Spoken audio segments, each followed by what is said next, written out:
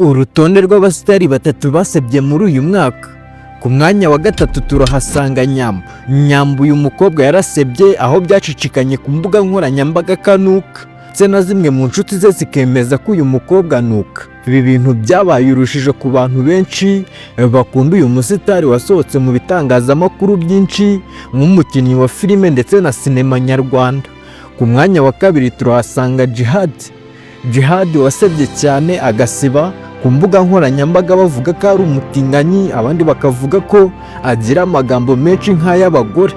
Uyu musitari yanageretsweho gufungwa azize gusohora amashusho y'ayamano, aho kuri ubu yakatiwe gufunga.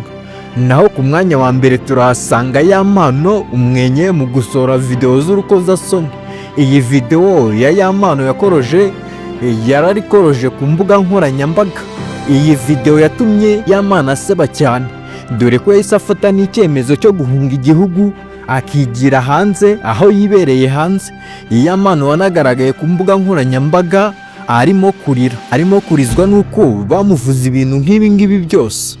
Reka twikomereze. Uyu Yamano niwe musitari wa mbere waje kuri top 1 mu basitari basebye, ariko ntitwakibagirwa na Kasuku wasebye agaragazwa nk'umutinganyi. Umvaga ni Damu. Iyi ni Day of Comedy. Kora subscribe, ukore like, share and comment kugira ngo dukomeze kubana mu biganiro, muri comedy ndetse no mu bintu bigezweho.